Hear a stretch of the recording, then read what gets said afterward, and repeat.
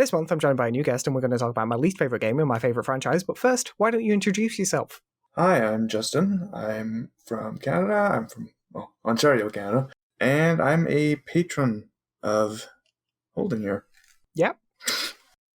I didn't have something thought out in advance, to be honest, which is surprising considering how much I overthink conversations in my head. No, it's fine. So why are you a patron? Why am I a patron? I think you make good videos. I mostly supported you because I know you online, and I felt like throwing I think $1 your way or something like that. But I mean, you make good videos, and I felt like supporting a friend. Thanks. No, just I've always wondered. There really was no reason behind it beyond just, hell, I can support a friend who's talked to me online. Yeah, well, thanks. So what have you been up to recently? Mostly a lot of Genshin Impact. Well, I've kind of done a less Genshin Impact lately, but a lot of Honkai Impact, so that's just trading one vice for another, really. Yeah. That and playing through the subject of today's discussion, and kind of just, I played some EDF with a buddy of mine, Remnant from the Ashes. I played a little bit of Killer 7 recently. I tried that out. Interesting game. Weird game. Yeah, really weird game. I've never tried Killer 7. It plays a lot better on mouse and keyboard, I'll tell you that much. From just a couple seconds of it, after trying it with a controller. I did spend a lot of time playing Remnant a while ago, but how far did you get in? So we've actually beaten the entire game. We're just kind of mopping up achievements before we go into the major DLC expansion that they did. I say major. I think it's 8 hours, 10 hours, something like that. It's his first Souls-like, which is he doesn't like Souls-likes that much, but I think the melee and semi-melee, mostly ranged gun combat kind of helped. Plus the co-op. Yeah, I had a similar kind of thing where I tried Oblivion and I couldn't really get into it. And then I went and played Fallout 3 instead. Mm. And, just because it's very similar in terms of mechanics, but the presentation's different, it was enough to get me into it, and then I could go back and play the other games as well. But yeah, I only got up to the desert planet thing. Yeah, I can't remember. The names always escape me. Yeah, it's the second major area. Yeah, I couldn't deal with it because that sort of point in the game, they ramp up the amount of enemies they're throwing at you a lot more. Mm-hmm. And I was playing it on my own, and it just it really put me off. Yeah, the biggest, it's very much feels like a horde shooter, mm-hmm. in so much that even the bosses typically have ads or some gimmick where you're gonna have to deal with not just the boss's attacks themselves, but also the environments coming at you, or there's a full-on, there's another boss behind you that you have to keep track of, that sort of thing. Yeah, I think the only bosses I remember was I don't know names. There was one. There's 2 bosses for each world, so if you can describe them to me, I can probably name them. Yeah, so there was the tree one. I remember that. That'd be the ant on Earth. Yeah, I remember that one. That's fine. Mm-hmm. It was the other one on Earth that I did. It's it's a big dragon lizard thing. No, not that one. It's underground. Oh, okay, yeah. And it constantly spawning ads, and there's did you have a big metal sword or big chunk of metal for a sword? Yeah, something like that. And it's just he was taking so much damage, and he'd hit me in he'd kill me in 2 hits, and I just Okay, it's funny you mention that, because that's the first boss we encountered, and it was rage-inducing for him. Yeah, because it's just there's I want to say 4 or 5 of these almost silent in comparison to the combat music and the gunfire and all that. Mm-hmm. Exploding AoE mobs that one of us has to keep track of. Yeah. And also this boss that's both fast and also hits hard. Yeah. Oh, that was it. It was a scythe or something. It was, we might be thinking of different ones, but I think we're generally in the same area. Yeah, it's been best part of a year since I actually last touched it, so I might just be getting myself confused. But I just remember the bosses being like, the levels themselves weren't that bad, but then as soon as I got to the bosses, they were just like so much harder than everything else. Or I actually thought that tree one was like incredibly easy. Yeah, I think it helps when you have a lot of open space. Yeah. Besides that, anything else? Nothing terribly much. I mean, I've been sitting indoors for the better part of a year. Yeah, I think most of us have. But I've got the house to myself for the week, so that's nice. Yeah. Family's out on a vacation of sorts. Seeing my brother a lot.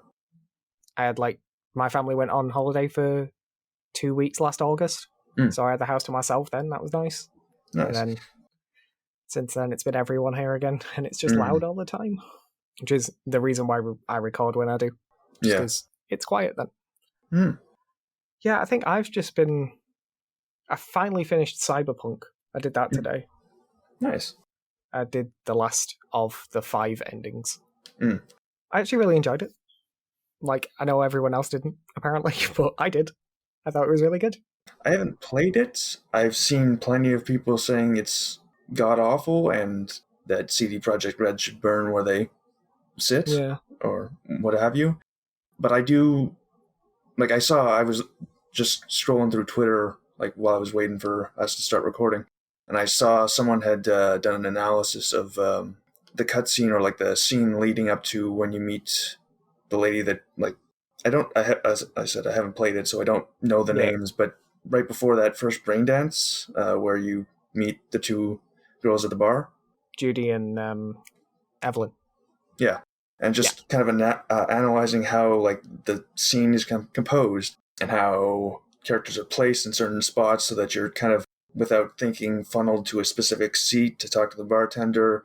How I believe it's Judy is standing in front of the seat next to the other character, and when you sit, so you can't sit down next to that character, and it just kind of naturally, without kind of railroading you, guides you into the position they need you in for that scene, and how they kind of ground the character by having them pick up objects in the environment, how they whenever they will take a drink of a shot or anything like that, or take a drag from their cigarettes, that's when you have a chance to respond.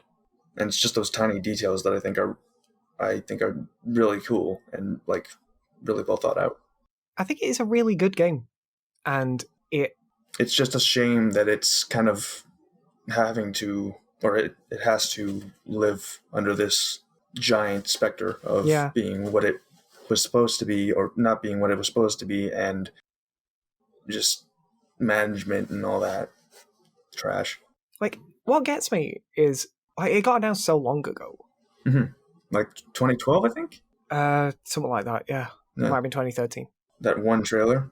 Yeah, but I feel like people have just really built it up for themselves a lot.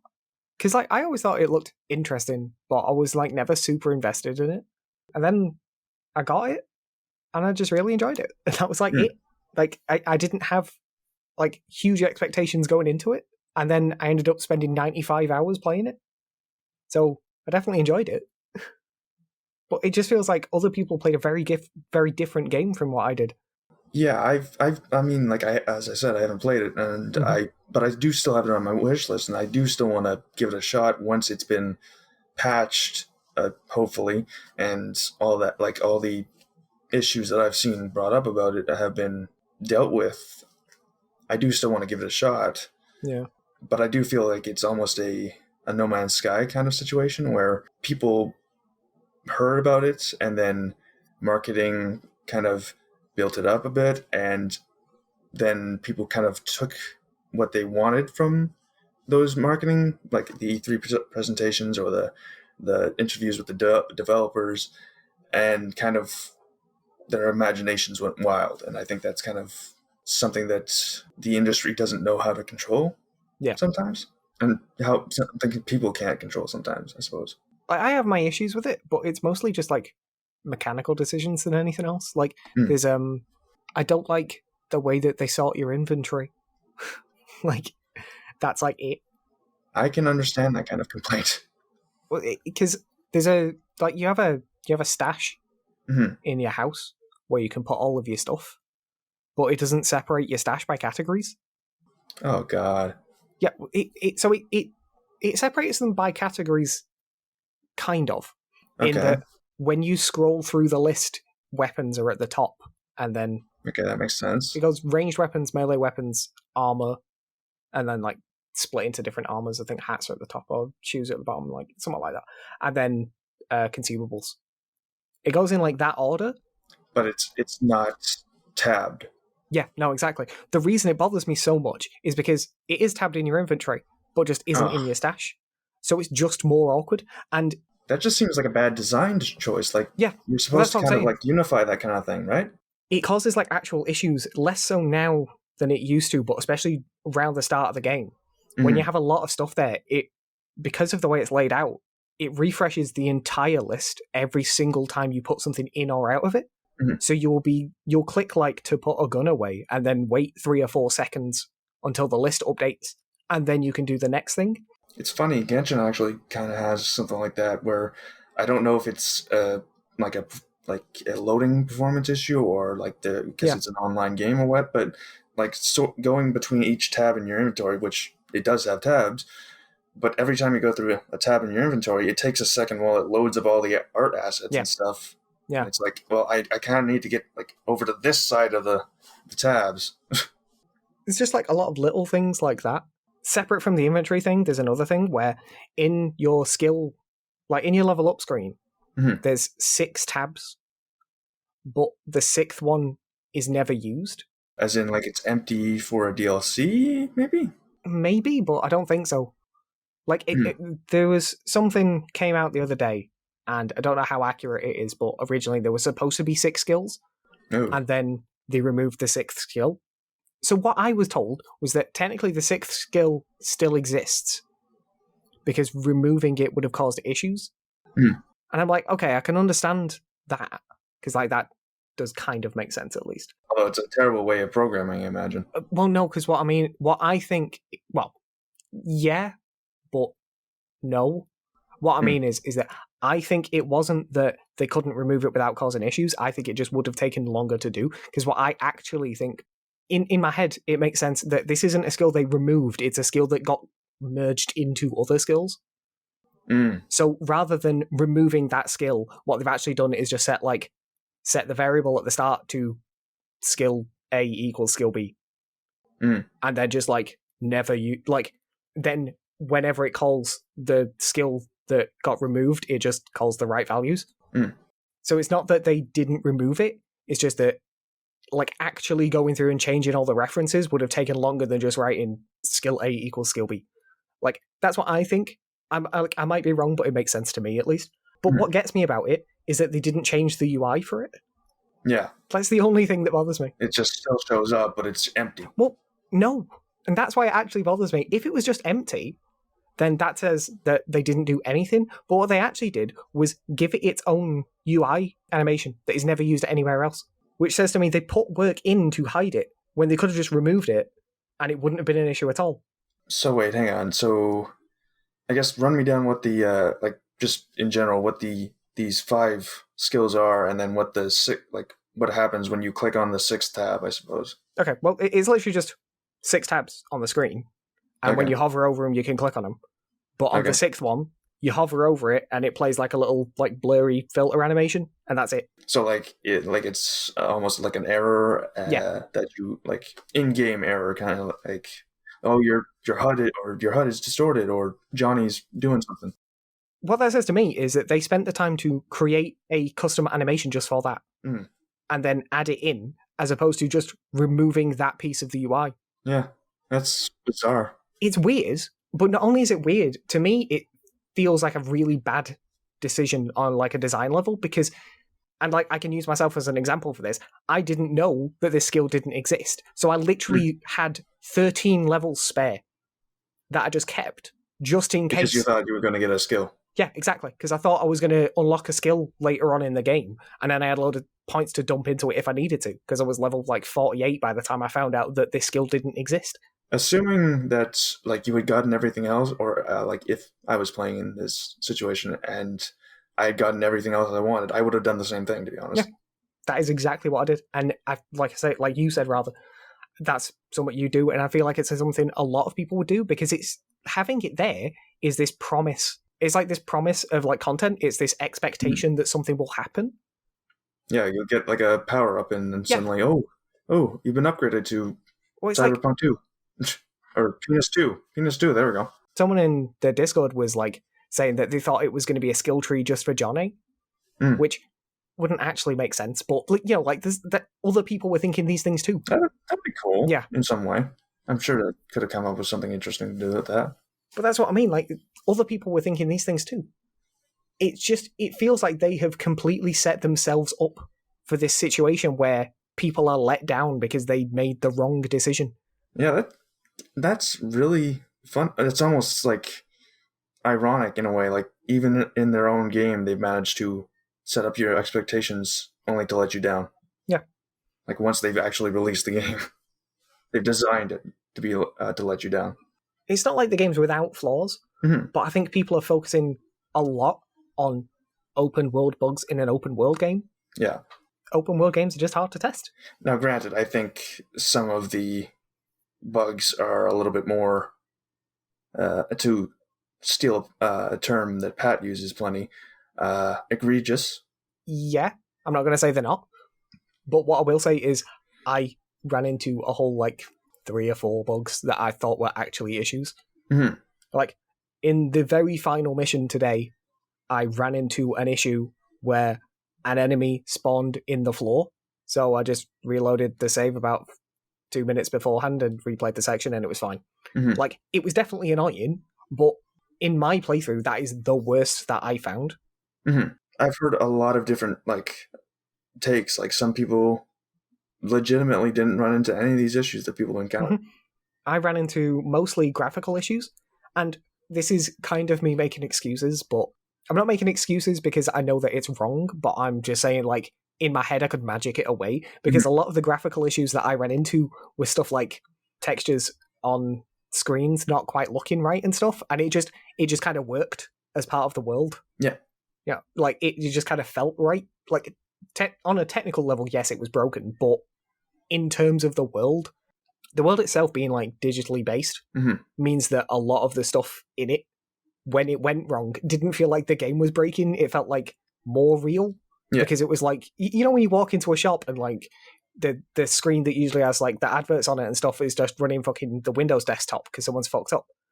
It felt like that sort of thing.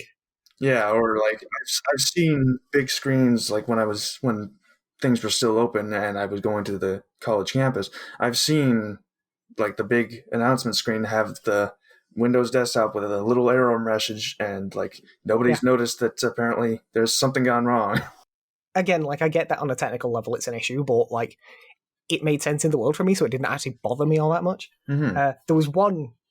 There was one graphical issue that did really bug me, and it just because it made me deeply uncomfortable, because one character spawned and started talking to me, and as we were talking, she developed another set of eyes.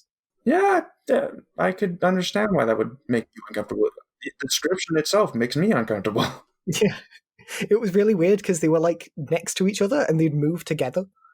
It was just really uncomfortable. I think it was just she had 2 eyeballs, which is a thing that people a thing that sometimes you do when you make models. You will put 2 sets of stuff in them, and it's just for different uses or whatever. I realize I'm not explaining this very well, but I think the best explanation is that the inside of a 3D polygonal model is not the same as what's inside of a living, breathing human being. Yeah. If you stick the camera inside of a 3D model, you're not going to see blood, guts, and all that stuff. It's just going to be 2 orbs floating in the air, probably a set of teeth that are smiling for some reason because of the way you have to model that. Like I say, those are probably the bugs that bothered me the most. And besides that, I had a pretty good time with it. Mm-hmm. So it just feels like a lot of the time when I'm talking to other people, we played very different games. And maybe I was just lucky with my playthrough. But to touch upon a game that I've played and that you have played, I don't know if we've had different experiences, but Watch Dogs Legion. I have a lot of very negative feelings regarding that game. I haven't finished it because of the state it's in, and I know you finished it, and I don't necessarily think we played different games, but I essentially what I'm saying, just trying to get around to saying, is just that I respect other people's opinion. Like, I respect the right to have enjoyed something that I didn't enjoy, or respect someone else's right to have enjoyed something that I didn't enjoy. One thing with Watch Dogs that I will say is that I did my review of it and I scored it too high, and I'm not totally sure why. Like, if I'm being honest, the scores in my reviews don't really matter. Like, the scores in my reviews is mostly a measurement of how much I enjoyed the thing, which is why most of them are about the same all the time, because I have issues enjoying things. Who would have thought? If you have depression, it means that it's hard to enjoy things. But apparently it's true. Which is why just about every game that I do comes out at a 7. Because just about if it's anything less than a 7, I probably just don't finish it. But I do think that I should have given Watch Dogs more like a 5 or a 6 than a 7. To me, it's such a step back from the previous titles. Yeah. That's really what disappoints me the most. Yeah, I definitely enjoyed 2 the most. Yeah, 2's like the best one. Part of me liked Legion just because it was nice to drive around somewhere and just be like, oh yeah, I recognize that place. I'm like, yeah, I've been there. Stuff like that. I think, and I was excited. I was ecstatic, in fact, when they added in that patch or they patched in the end, like the extra ending to 2, and people figured out, oh hey, this message or whatever is coming from London. Ooh, it's going to be London that we go to next. London's calling, etc. And it just feels like such a disappointment that, to me at least, it was wasted on an idea they had that didn't really hold as much water as they thought it would. Yeah, I think, and this kind of ties in with what we're going to talk about today, they put so much emphasis on the technology that they forgot to make a good game. Yeah. They put so much emphasis on this whole... Play as anyone. You can play as anyone. And then you do play as anyone, but you don't really. Except they're flat. They have little to no personality. Well, it's just not worth it either, is it? No. I don't care about these characters. I ended up playing the very first guy that I picked all the way through the game, except when he got injured or something. Yeah. And then I switched to one of the DLC characters because they were just so much better than everyone else. Because they paid to win. And then I'd switch back to my guy again every now and again. I didn't see the point in, like, I only recruited people when I was explicitly forced to by the game. Yeah, and that's even more funny. It's because it's like, play as anyone, except when we need you to play as this very specific character. Yeah. Or very specific character archetype. It's still a unique character, except they wear the same clothes as all the other of this archetype and also have the same abilities and weapons. The game is, like, completely broken if you use the ride-on drones. Because they just remove all challenge from the game. Yeah. The enemies typically take a while to notice you, even if you're on the drone, so just go in, get what you need, and leave. That's what I was doing a lot of the time, but also, like, I'm sure, I might be wrong, but I'm sure in 2, and probably in 1 as well, but I'm sure the drones used to have, like, a range. Like, you couldn't take them past a certain point or something. So in 1, the base game, it was just cameras. You did still have a range on it, most likely because of, like, having to load in assets and stuff. In the Bad Blood DLC with T-Bone, they had, like, the precursor to Marcus's 2 drones with the little, like, RC car, and that had a limited range before it would start to, like, fizzle out, and then you'd have to cancel back or go back into the area of operation, so to speak. And then in 2, they really expanded how far you could go, but there was still there was a point where you had to stay within, or you would have to, like, get your drone back and that sort of thing. Yeah, like, I would quite frequently just call one of the rideable drones and then get on top of it and then just ride it between the objectives. And then occasionally I wouldn't even get off half the time because I'd just throw my spider-bot out and then let the spider-bot do the mission. Because that was also, like, not only was that, like... safest? Not only was that, like, the easier option, it was also just generally more fun to play as the spider-bot. Like, if they released a game where it was just you playing as the spider-bot, I would probably be quite happy with that. I feel like they did that maybe with a different franchise. I think there was, like, a mobile-only Splinter Cell minigame. I think it was part of Blacklist or whatever. Like, it wasn't the same drone, but I think it was even called, like, Spider Drone or something like that. Okay. Like, the spider drone was like way more powerful than Yeah. it should have been if you wanted it to be reasonably balanced, but it not being balanced made the game more fun. So it's one of those times where I'm like, this is unbalanced, but I prefer it this way. Yeah, absolutely. Like the drone can do anything you can do, and it can also cloak itself, and it can also jump. It can actually like jump on command, and it can fit through small spaces. Like, I know there is one type of thing it can't interact with, mhm. and I also know that it can't do proximity stuff. So if you have to be within a certain area, it can't do it. You actually have to be there. Which is bizarre to me, because like, wouldn't it just be like a relay from the thing you're stealing to the drone and then to you? Like, it didn't make any sense. But yeah, like outside of those two things, I can't think of a time when the drone isn't just the better option. Yeah, I will say though that I don't know how you put up with flying around on the big drone, because good lord, those things are slow. Oh yeah, I know.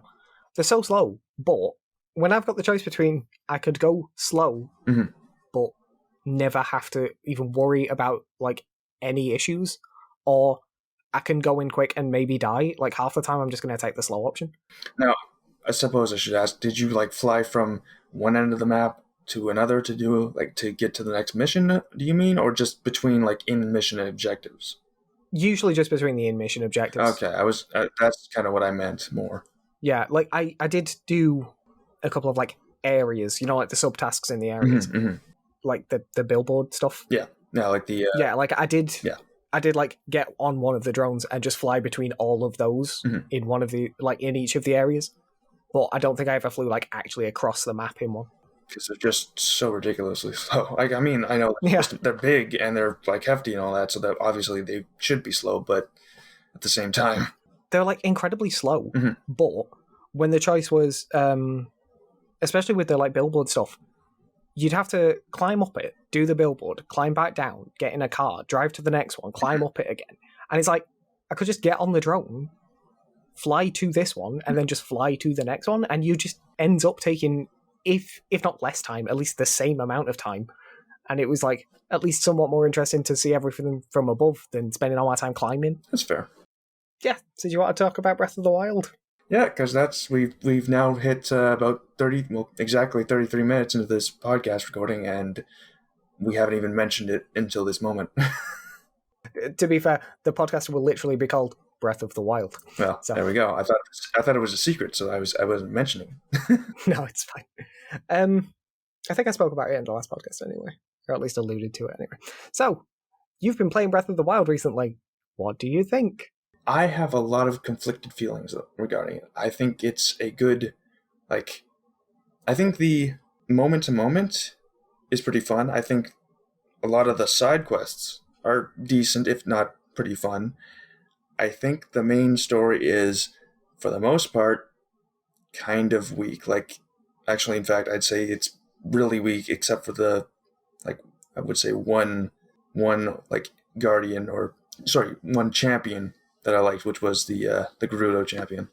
She was voiced really well, I think, compared to literally every other character in the game. Yeah, Urbosa's great.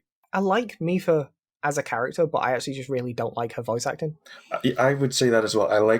I think there was only one character, or one of the champions that I didn't like, and that was the Rito. And to be honest, I think the entire Rito subquest to defeat the Divine Beast felt almost like slapdash and super short compared to everything else. So, what order did you do them in? So I did the Zora first. Well, actually, I met up with Impa, did that entire little area of quest lines, and then went on to do the Zora and took down that, the elephant. Yeah. From there, I went and did the Goron area. Then I did the Rito, and then I did the Gerudo. Yeah, I think that's exactly the same order I did. Although I did go and start the Gerudo area. Right. But then I think the exact thing that happened was I went in, spoke with the leader of the town. She mentioned, "Oh, you say you're the champion from 100 years ago, but where's the sword that seals the darkness?" And I was like, well, now I feel kind of this child is mocking me for not having the master sword. I have to go get the master sword. So I run off to the Lost Woods and like spend the next like 15 hours or something like that because I had spent all my upgrades into stamina because I wanted 2 wheels. I think I only put one into stamina at first until I ended up getting max hearts. Well, you can swap them as well. Oh yeah, no, I figured that out. I Yeah. ended up like just trading in like my last stamina chunks for my last heart that I needed to take out the Master Sword. I just wanted it to be symmetrical because of like internal goblins. Yeah, one thing that really bothers me about that is that it's there aren't enough shrines in the game to fill out both everything. Yeah, that's it's really annoying. There also aren't enough armor slots in the game to hold all of the armor. Are you kidding me? Yeah, I thought it would just expand normally. Because they added new armors with the DLC, you can never hold all the pieces of armor at once. Jesus.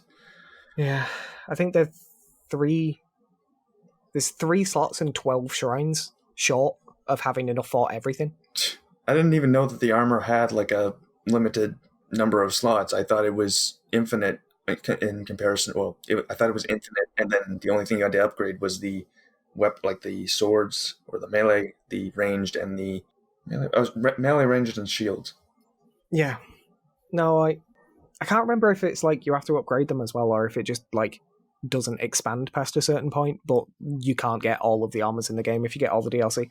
So you have to not get the DLC armors. Jeez. Or not get all the base armors. It's kind of ridiculous. And I guess that kind of leads or dovetails into what you were saying earlier about like games that are made with the idea in mind without thinking about how those like ideas and mechanics funnel into making a good game. Yeah, so like my thing with Breath of the Wild is I think it is a good game and it's a very good open world. Mm-hmm. I don't think it's a good Zelda game. I would say about the same, yeah. When I think of a Zelda game, I think of, basically any Zelda game since the second one. Mm-hmm. Like, they all have pretty similar structures, whether they're 2D or 3D. It's always like, go around and do the dungeons and use the thing you get in the dungeon to do the dungeon and then leave and then progress. And then they, like, dabbled with, like, non-linear stuff, like in... Skyward Sword, maybe? I didn't play much of Skyward Sword, so I can't actually talk much about it. I haven't played it either. I assume that might be what you're talking about because I know that game isn't very liked, and I figured that might be the reason why. Oh no, I'm just purely thinking about the what's it called? Link Between Worlds. Yeah. In Link Between Worlds, you can do the non-linear stuff because you can buy the stuff to access the dungeons in whatever order you want. Mm-hmm. So they've like dabbled with non-linear stuff before. I mentioned this to you actually right after I had finished the game. What was it? The part that didn't fit for me, like in terms of understanding why I had these conflicting feelings about the game, is it's not their first time with all the pieces of the puzzle that they've like made the game out of. They've done voice cutscenes before. They've done semi-open worlds before. They've done a darker, more like nihilistic, or not nihilistic, but like darker, more brooding, edgy theme before. Like I mentioned when we were talking about Watch Dogs, it really feels to me like they focused so much on the like technology of the open world stuff that they just forgot to make the rest of the game. Mm-hmm. And it also feels like they completely misunderstood the point of some of the open world stuff. It's almost funny how much it's a Ubisoft template of it. They even have towers that open up the map or like expand and show you the map. They knew that they had to have side quests, but there's like no reward for doing any of them. Yeah, like they've got the shrine quests that reveal a shrine. They've got some quests that give you some rupees. They've got others that give you literally nothing. A lot of people, especially when it first came out, we were talking about how like their thing was that like the exploration's enough for them, and it's like, okay, that's great. It's not enough for me. Mm-hmm. Like I need something, but 200 rupees at the end of a quest isn't enough for me. Would you say like a particular vista or something like that? Like you get to the end of the area and you get the rupees, say, but you also get this like view that they've tailored so that when you get to here, you happen to get this particular like artistic view. Not really. No, okay. Like not for me. Fair enough. But, so what I'm getting at is right. There's always been like side quests in Zelda games. Mm-hmm. Like I'm thinking like particularly about the like trading quests and stuff. Yeah, like in Minish Cap, as you. Yeah, or like the quests that get you bottles and stuff like that. Like, there has always been side quests, but the rewards were always something I actually wanted. And the rewards in Breath of the Wild are just not. The rewards are some rupees, or sometimes you'll get a weapon, and it's like, yeah, because I can't just like walk 5 feet and walk across 300 weapons. And you get the weapon, and oh, good, I can't carry it. Yeah. Or it's just not as good as any of the other things you've already got. But then there's like, the quests themselves are like, some of them just go on forever.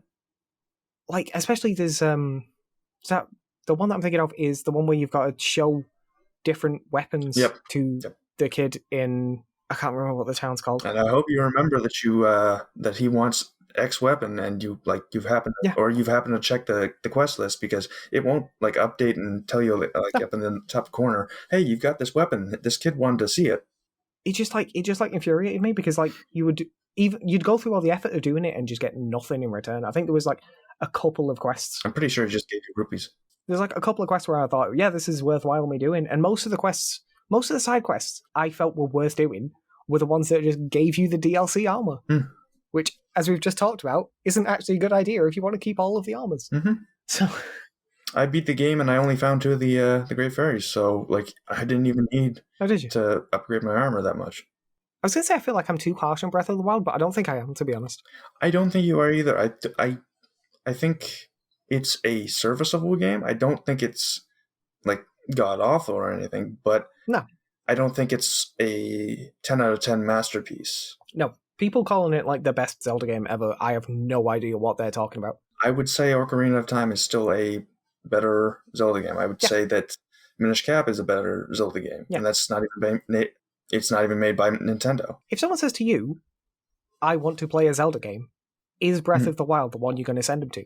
And for me, the answer is no, not even vaguely. I would say that's to be honest, that's a kind of hard question. I almost would want to say yes, but if it was their first Zelda game, I'd say no. Play Ocarina of Time. It's like there's a reason it's held up as such a hallmark game. It's still good to this day. I still think it's open world-ish Zelda with somewhat voiced, like there's some amount of voice, and beyond that, it still has a proper Zelda formula, and it's still a Zelda game. It's not a open world game that has Zelda as like a mask.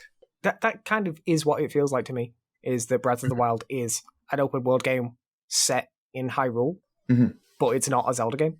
It's a nice time to spend in Hyrule, but there's no dungeons. No. Like almost no like proper dungeons. So that's one of the things that really gets me about this, is that because of its non-linear structure, there is no change in difficulty the entire time.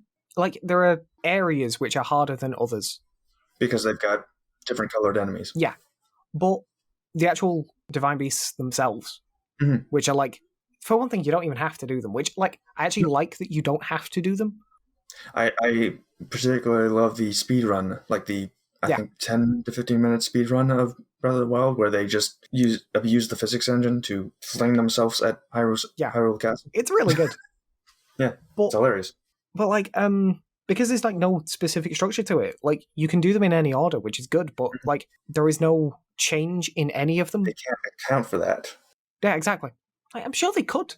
I'm sure they could actually account for it, but they don't. I sure hope they do in the sequel. Yeah, well, so what I really hope for the sequel is that it gets actual dungeons.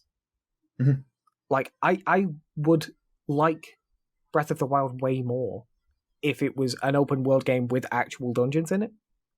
Did you happen to go to any of those like big maze areas? Yeah, I did at least one of them. I did the one that was in the frozen, like the snow area near the Rito. Yeah, I did. Yeah. I definitely did the one on the other side, the one near the lighthouse. I don't think I ever actually encountered a lighthouse. And that's what I think is great about Breath of the Wild, is like it is a very expansive open world. Like, yeah, and there are locations that are legitimately memorable versus something like Just Cause. And like the fact that everyone else has a different experience. Yeah, but that's not necessarily something that's specific to a Zelda game. That's just that's just a good open world. I think I would really like this game if it wasn't a Zelda game. I think I would like it more if it wasn't Zelda. I would say about the same, yeah. It's the same way that I kind of like think of Metal Gear Survive as this would be a really like good as its own unique IP, and the reason that people hate it is because it's called Metal Gear. Yeah. Like, I really actually liked Immortals Phoenix Rising, which is a worse Breath of the Wild, but I just liked it. Like, I enjoyed doing it, and I've only heard good things about it, so... Yeah, it's not spectacular, but I definitely liked it, and like I know other people who've played it who liked it as well. There's a reason that I played so much Genshin Impact. It's kind of like Breath of the Wild, except it's a enjoyable story. It's it's got good combat. It's honestly mostly the story. The voice actors are good. Yeah, like this is it. Like Breath of the Wild is definitely a good game, but it doesn't feel like Zelda. It feels like its own thing, and that's fine. But you go into Breath of the Wild with the expectation of a Zelda game, and that's not what you get. And I don't think it's completely out of the question that they can make it a Zelda game, but I don't want Breath of the Wild 2 or whatever they call it to just be Breath of the Wild, but a different palette or a different story, but the same kind of, go, Link, you kind of tripped over a log, you need to go and beat all the shrines again. Yeah. Like, from what we assume so far, from the little we know, it like has an underground section now.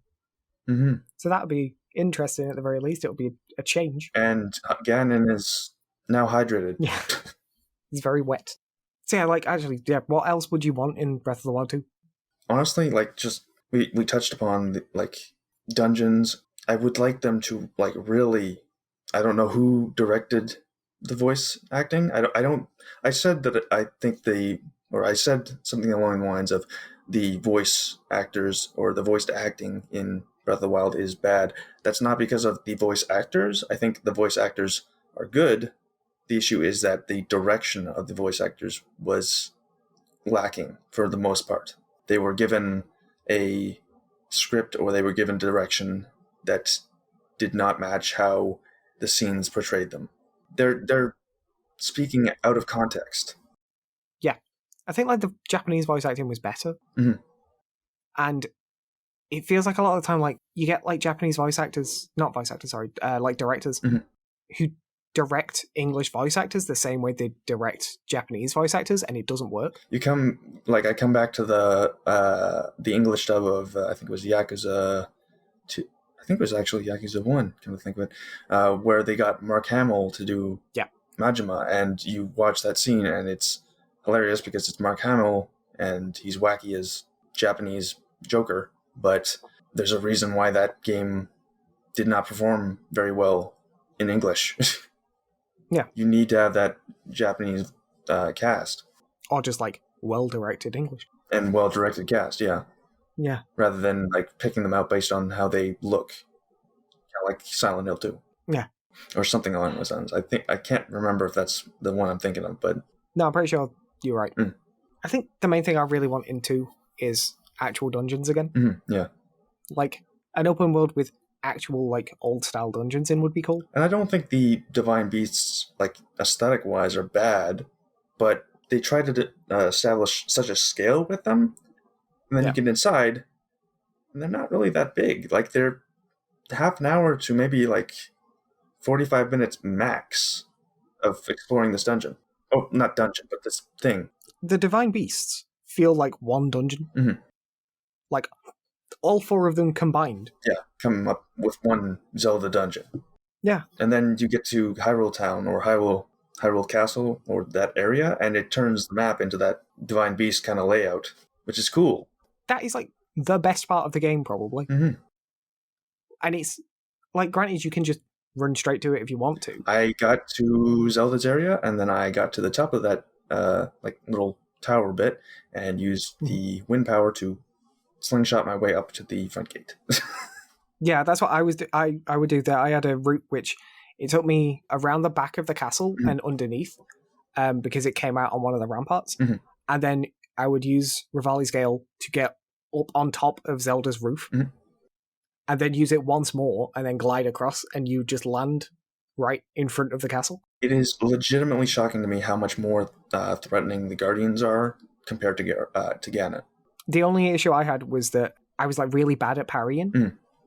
I was terrible at it too, and I'm considering I like played it via emulation. Like, 60 frames a second makes it a lot more of a tight window.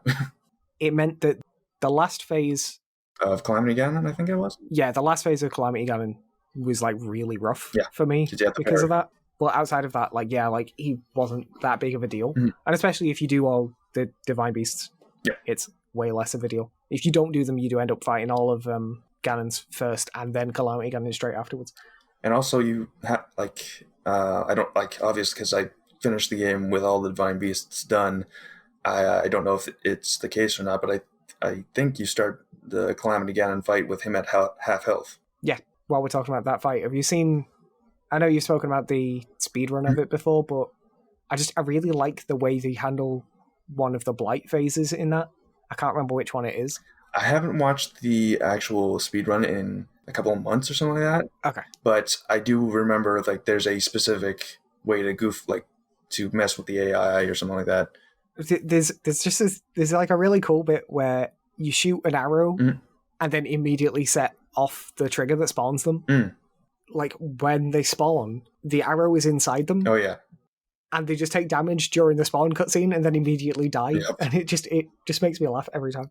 It's really impressive to see what speedrunners come up with and how they break games apart. And boy, have they broken apart Breath of the Wild.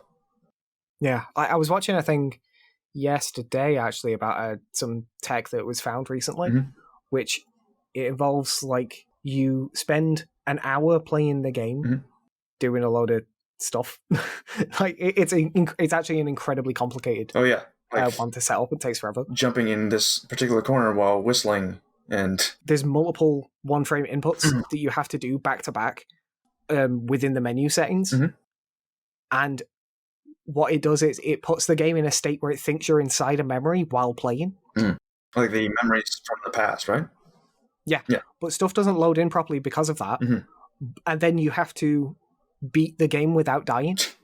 And then just as you kill Ganon, load back into the memory, and then it sort of like cancels the entire playthrough.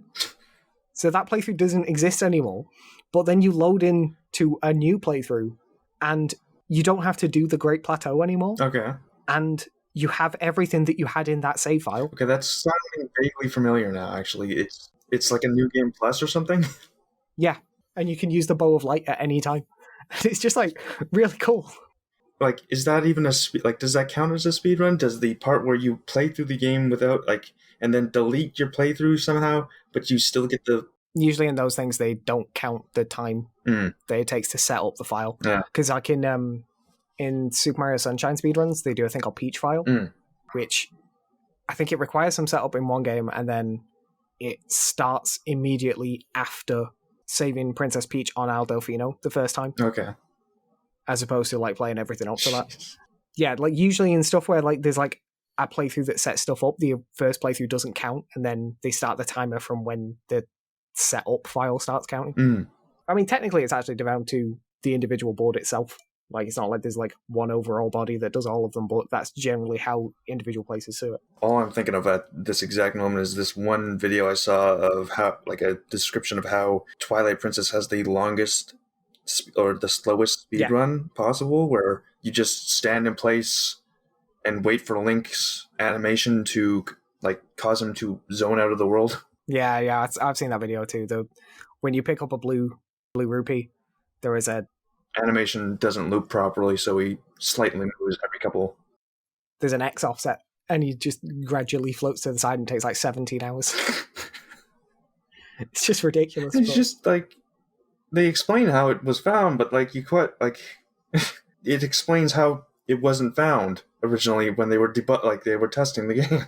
Well, you wouldn't, would you? It reminds me of I've told this story before, but when I went to uni, one of my courses, it was supposed to be an OpenGL, and then they forgot to hire a lecturer for it. So we got a different guy in who'd just come out of the industry, and he was like, yeah, no one cares about OpenGL. I just want to teach them how to do Unity instead. So it was a class on Unity instead. The fact this actual preamble isn't really relevant. It's all to say we got a new guy. So the guy came in and he was just a guy straight out of the industry. He did not know how to teach a class at all. So he actually didn't last very long. He literally taught us for this one class and then left the uni. Bear in mind, I say he taught us for one class because they forgot to hire a lecturer for us. This was a 3-month class and he didn't start till 6 weeks in. So this guy was employed by the uni for a whole 6 weeks before he quit. Yeah, that sounds about right. Yeah, well, it was entirely their fault. Like, they didn't give him any training. They literally hired him on the Monday and his first class was the Wednesday. Jesus. And he came in and he didn't know how to control a class at all. Mm. And, like, it just wasn't his fault at all. But, like, he was just stood there at the front of the class being like, oh, yeah, people listen to me. And I was like, you don't really know how to do this, do you? And he's like, no. And I was like, it's all right, just leave it. Like, once he calmed down a bit, he was all right. Like, he was a good guy. Yeah. But he just wasn't good at being a lecturer. But, again, I think he maybe could have been if they hadn't just thrown him in like this. Anyway, so it turns out that this guy had worked on Mortal Kombat Shaolin Monks. Oh, Jesus Christ. And I found this out. The story just gets more ridiculous as time goes on. Well, I found this out because it was at the time that the best friends were doing their playthrough of it. Mm-hmm. So I was in one of my lectures watching the playthrough, and he just walked over and he's like, oh, is that Shaolin Monks? And I'm like, yeah. And he's like, yeah, I made that. I was like, right. So he came down and he was talking to me about it. And he's like, yeah, there's a bug in this where if you beat the game, it's either twice or 3 times in a row, like back to back. Like not even turn the console off, like literally play 3 times in a row back to back. Yeah. I think it's twice. I'm going to say twice. Play it twice back to back, beat it both times, then leave the console on for 24 hours. Then if you beat it again... the console becomes sentient. No, Shao Kahn spawns without a head. And they're like, yeah, we never fixed it because it's not like anyone's going to do it. And I'm like, all right. So apparently that bug still exists. Yeah. But it's just like the most ridiculous thing. But and the only thing that I can think of now is why does the computer do that? Or why does like the program decide, like not decide, but like what confluence of events causes the computer to do that? I think as far as we could tell, it was just some form of, like, as far as they could tell, rather, it was some form of memory leak issue. But it was just fucking ridiculous. Yeah. But yeah, every now and again you find a bug and you're just like, I'm never going to fix this, just going to leave it forever. Yeah. Because it's just like, it's such a ridiculous thing to pull off. There's no point in trying to fix it, or like the time spent trying to find or fix it could have been spent fixing numerous other issues that were more important to fix. I don't know if they actually did do that on Shaolin Monks. I wouldn't say it was particularly fixed, but it exists at the very least. The general idea.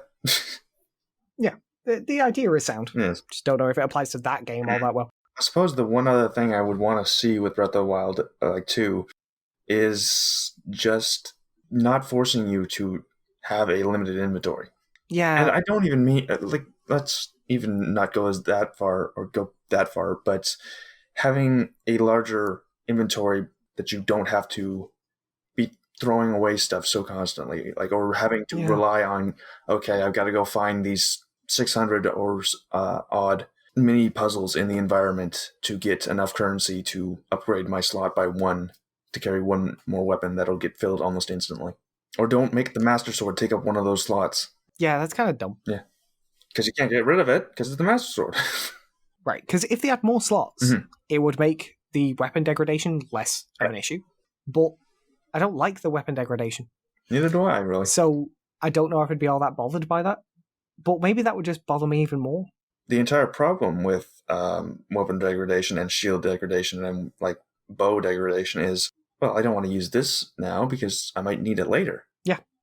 It just constantly puts that fear into you. I didn't find out how fun shield surfing was until like right near the end of the game, because I was like, well, if I shield surf, it's going to damage my shield and then I won't have a shield. I need a shield. It destroys one of the core mechanics, or it destroys like that entire gameplay system. Like, I feel like Breath of the Wild is a good game, but it's beset by like all of these little issues. Yep. That some people gloss over. A lot of people gloss over, I think. Or even not even gloss over, but just it's Zelda, so like they just forgive it a lot easier. Or they give it an easier time, yeah. Yeah. But it's just weird because like I feel like I should be one of those people. Like, I love Zelda. Like, I have so much Zelda stuff. Like, I have a Zelda tattoo. I have, like, I bought the special edition of Breath of the Wild. I have literally 2 Majora's Mask 3DSs. I have so much Zelda stuff. And yet I'm like, this Zelda game just isn't very good. And I can't forgive its issues. It's really ironic to come full circle that you say that, because at the same time as me, or as I say, well, I really dislike Watch Dogs Legion, I have the friggin' art book like sitting on my dresser. And it's really good. It's a really, really well put together, like hardcover, nice art book for a game that I didn't really like. No. We kind of like glossed over it at the start. So like you were talking about the Divine Beasts and like liked the Gerudo stuff, but not much else. So I liked the Zora Divine Beast. I liked the Goron Divine Beast. I liked the Gerudo Divine Beast, and I didn't really care much for at all for the Rito, like the Divine Beast or the village itself. It's like it almost feels like it was a rush to get it done, because you get the quest, like you go there, you get the quest, you go to another location, you talk to the guy, he's kind of broody, and then he tells you to break 3 or 4 targets, which I did in one go because I had 2 bars of stamina and I could just go boing, boing, boing, boing, and hey, you're clearly good enough to go up against this Divine Beast person I've only just met, who doesn't have the ability to fly on his own except for a loincloth that he can kind of hang from. Let's take down this colossal, like, mechanical beast that can shoot lasers at us with bomb arrows. Oh, that's actually one thing that just reminded me. I remember never having enough arrows. I never had enough normal arrows until I started just buying them. Like, anytime I went to a store and there was arrows, like just regular arrows, I'd buy the individuals and I would buy the bundles all at once. Yeah. And they'd be like, oh, thank you. I don't know why you need this many arrows, but okay. I started doing that, and then I got to a point where I had no money. It is weird, because I constantly felt like I wasn't prepared. We touched upon how like the side quests give you rupees and all that. I found it far faster to just go to the snowball bowling game and limit the FPS to 30 so that the physics would behave, stand in the right place so that I would always get a strike, and within like 5 minutes or so, I had more than enough rupees to purchase anything I needed. Yeah. It's like you've completely destroyed any need for me to go anywhere else or do any quests. Yeah. Like beyond story, and the story is typically middling at best. I had like the opposite issue because I didn't do anything like that, and I just never had enough rupees. And I think Breath of the Wild is the only game that has made rupees feel valuable. Like, in terms of, well, actually no, that's a lie. The first one does. Outside of the first 40 minutes of Ocarina of Time, where you have to get enough rupees to get the shield. Yep. Outside of that, I can't think of a time when I've ever been like, oh, I don't have enough rupees, I need to go find more right now. Except for, as I'm saying, in Breath of the Wild. Yeah, I'd say you're about right. So it's got that going for it. It's made rupees feel valuable, but it ended up just being annoying. But at the same time, it's so painful to actually get them in Breath of the Wild. I spent most of my time when I was like trying to get rupees just looking around for gems. And like mining stuff. Yeah, the glowing gems, or like the glowing ore that you can just sell for 70. And then if you have a good stock of them, you've solved your monetary issues for the time being. It got to the point where I was looking up the ways of glitching it when I was doing it, because I was doing it like around release time, where you could tilt a Guardian on its side slightly. Yep, and it would just spew parts out. I saw someone's video of that. It's hilarious. And there was an issue where, like, if you didn't collect them fast enough, it would cause the game to crash. Yeah. It's like, okay, I can kind of get why. I mean, that's a lot of physics objects all at once. Like, I never did that, but I did end up farming Guardians because it was like the quickest way of getting money that I found. I just go places with Guardians and farm them. Again, a good example of an open world game where both of us had 2 entirely different approaches to actually getting currency, but not a good approach in a Zelda game. No, exactly. Like, this is it. Like, there are lots of things about the game that I really enjoy, and then I just look at it and I'm like, this isn't what I wanted. No. Like, I've had arguments with people before where they've complained at me for not liking it because I think it's a bad Zelda game. And I'm just like, yeah, but it is. It is a bad Zelda game. Like, I don't want it to be. Like, when you break it down, like, it's not like we are trying to shit on it because it's popular. It's Zelda. Oh, it's like this or that. Like we just generally have issues with how they've approached and how they've taken open world aspects that the West and other Japanese developers have come up with and didn't really do a whole lot to innovate or integrate those into the the formula that has made Zelda so successful. Yeah. And yet it still managed to be successful anyways. When Breath of the Wild got announced, it would have been a really good game. And then it came out 4 years later. Was it 4 years? Was it longer? Let me check. January 23rd, 2013, says Google. Yeah, so 4 years. Yeah, I was thinking because it was originally planned for release in 2015. Yeah, so like when it got announced, it would have been really good. And then when it came out, it was like, yeah, this is an open world game. This is like what I expect in an open world game. Just Zelda paint. Yeah. And the paint is kind of appealing in a few places. Why is Zelda British? I don't. Just a like fantasy coding thing about like royalty being English. It's not even good English. It's whiny. Yeah. I appreciate like the story they were trying to go for of I don't want to be, or like I can't be the like mystical princess that has the power to help seal the darkness, but I can help in a different way if you'll let me. Yeah. I can appreciate that. That's a good like idea or a good plot point, but it doesn't actually go anywhere. And in fact, it just kind of like destroys itself because, oh, well, I guess I did have the power and I just didn't have anyone I cared enough to protect at the time. This is actually a lot of what Hyrule Warriors is about. Like, Age of Calamity explicitly is about this. And I've spoken to other people about this before. I think Age of Calamity is a better Zelda game than Breath of the Wild. I need to give it a shot at some point. But... Yeah, I'm not going to spoil anything for you, but... No, I don't mean that at all. I just meant I've been thinking it, like, I've seen videos of emulation of it, and it's coming along, so... It's really good. It's long, but not that long. What I mean is, like, I put 300 or 400 hours into the original Hyrule Warriors. As you do with the Dynasty Warrior type game. Whereas I did everything in this one, and it only took me 50.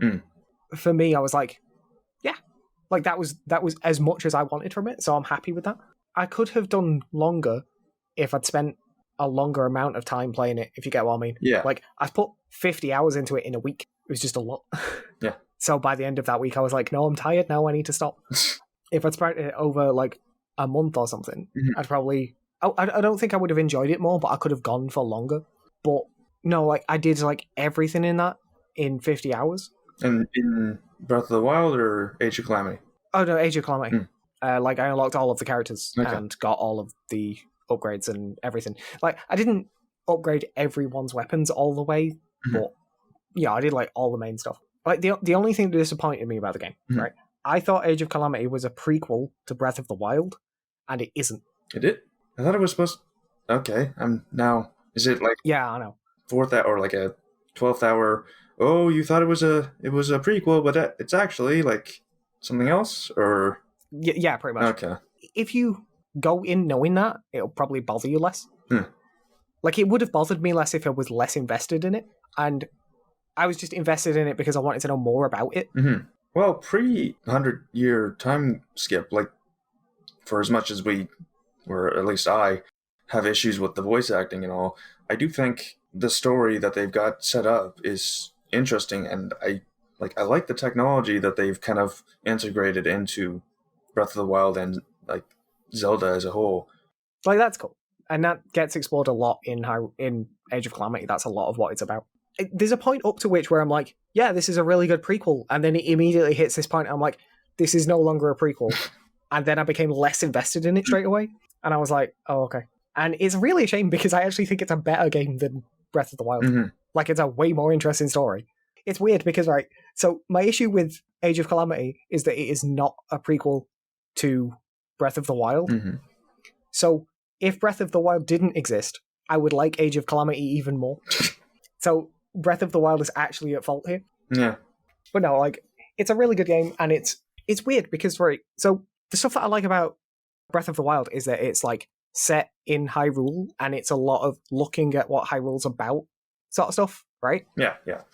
Age of Calamity does all of that way better and tells a more interesting story, and it's got like non-traditional gameplay because it's like a different genre altogether. Yeah, which makes sense considering like the situation that Hyrule is in at that point in time. Like, yeah, it wouldn't make sense to have just a couple enemies to attack and fight. Like, what I'm getting at is that if the two games were like mixed, they would both be better games. As it is, I can't think of a way of framing this properly. I just feel like Breath of the Wild, like, there was too much focus on it being an open world and not enough on it being a good game. Yeah.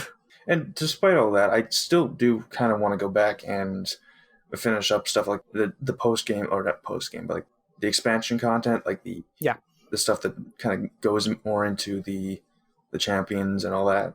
And like I saw like the Divine Beast bike or whatever the Link gets. I kind of want to try that. Like, so my only issue with that bike is that by the time you get it, it's not really that useful. And that's kind of like, that is a letdown.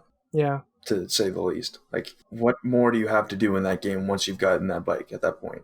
Like, it was the very last thing you get in the last piece of DLC. There was like, if you did it in a different order, then yeah, it would be useful. But you can't even get it until you've done all the Divine Beasts. Yeah. So at that point, you're already more or less in the end game. So yeah, it just helps you get around a bit faster, but it doesn't as well. Yeah. I don't know how much you know about it, but it uses resources as fuel. Yeah, I wasn't sure if it was... I was under the impression it was just a battery that slowly runs down and then you have to wait for it to recharge, kind of like the Master Sword. Again, I think having the Master Sword as a battery-powered weapon is a really stupid plot device. Or not plot device, but like they have to make it so that you don't just have it and only it for a weapon, but I never used it outside of the Divine Beasts because I didn't have to worry about it needing to charge. I know a lot of people who never used it and used it just like as a utility. So what I mean is like they would use the Master Sword to, like we were talking about mining the rocks earlier, they would use it for that. Because rather than wasting a good weapon on it, they would just hit it with the Master Sword because it would just come back in 20 minutes. I was like, all right. I don't know why they would hit it with a sword. Like, the hammers work just fine, and I don't use the hammers in combat, but But then you lose a weapon. Good point. You'd save I say save, you probably would fill it up with something else you wouldn't use. There's like loads of little things like that. It's the little things that normally make Zelda special, and in this, despite how like much attention to detail was taken, the little things almost somehow managed to still fall by the wayside. So what did you think of the shrines? So I like the idea of the shrines. Like, I know that they were created... well, I don't know. I wasn't on the design team or anything like that, but the general impression I got was that they were kind of created as mini dungeons because, well, we're not going to put in a full-size dungeon, so here's a little puzzle dungeon so that we can dot these around the map, and that's part of an open world. I like the idea of them. I like most of them were pretty creative and used parts of the control method. So like stuff like the gyro puzzles, or they were combat challenges, or they were figure out how to use these tools or these abilities that you've gained to manipulate the environment and reach the end. Yeah.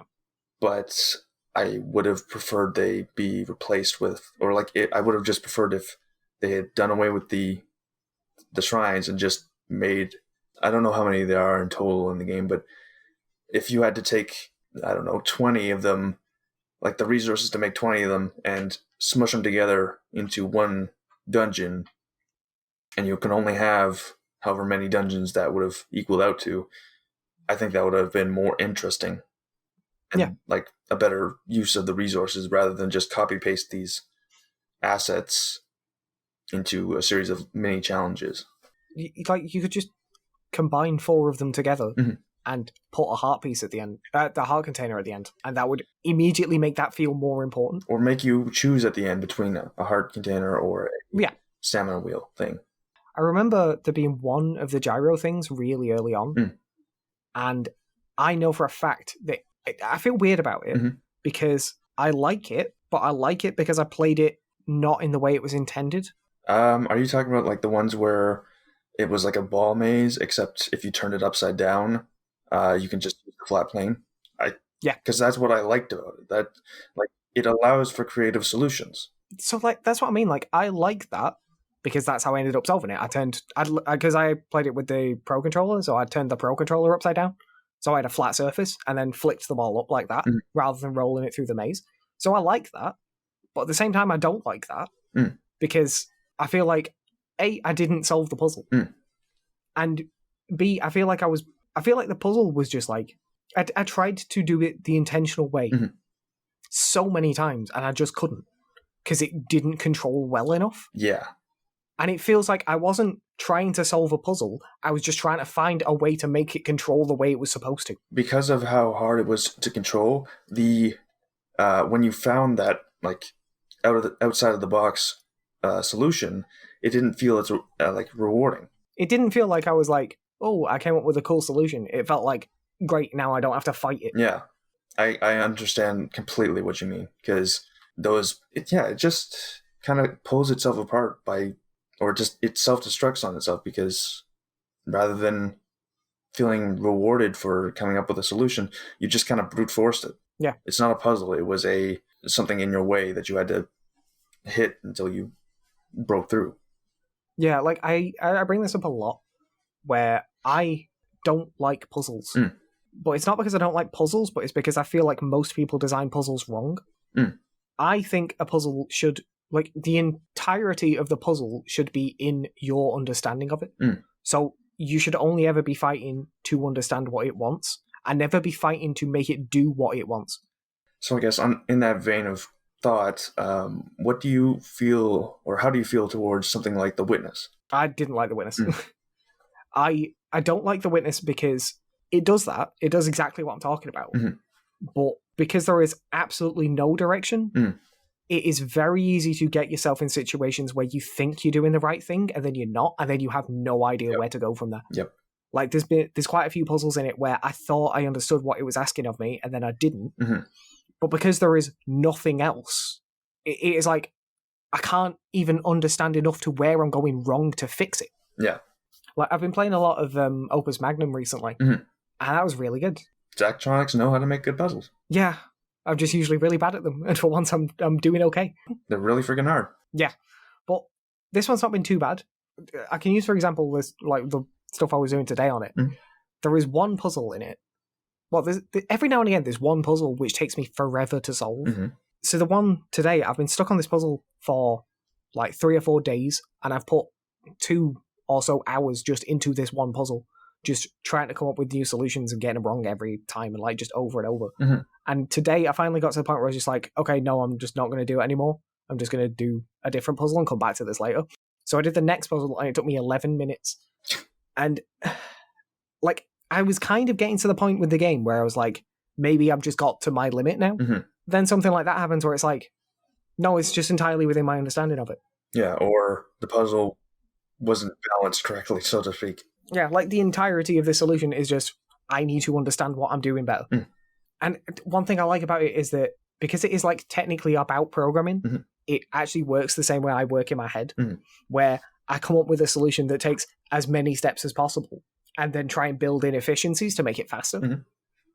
The only issue I've got with Opus Magnum is it does have you can have as many pieces on the board as you want, but you can't take as long as you want to do it. There is like a hard limit on how many turns you can take. Like it calls each movement a turn. Yeah. And it's something like 100. And because of that, I can often come up with solutions that take more than 100 turns to finish, but I can't work out the solution to make it faster. There's times with the puzzles where it's like, I don't care about making it more efficient. I just want to get it done. Yeah. And it would help me if I could visualize the entire thing and then build the efficiencies in. But because there is a limited amount of space, I can't do that. Yeah, okay. So and then there's one other issue I've got with it where, say it takes 100 turns to do a thing. Well, no, sorry. We'll say it takes 90 turns to do a thing, and you're trying to see where the positions of things are on the board on the 85th turn.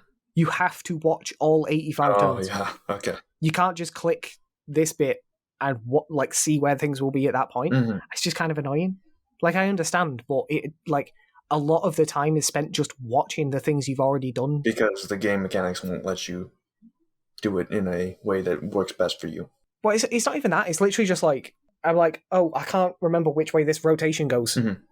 So I'll press the play button and then sit there waiting for it to get to the bit that where I want it to. Mm. I'm just like, can I just like click that bit of the turn order and you show me where the things are in that turn, and then I'll just carry on with the rest of it. Yeah. There's a lot of just sitting around waiting for stuff, which is kind of annoying. But like other than that, the reason I brought this up is because I think Opus Magnum has really good puzzle design, where it is entirely within my understanding of the thing is how to make it work better. And I feel like a lot of the time Zelda doesn't have good puzzle design.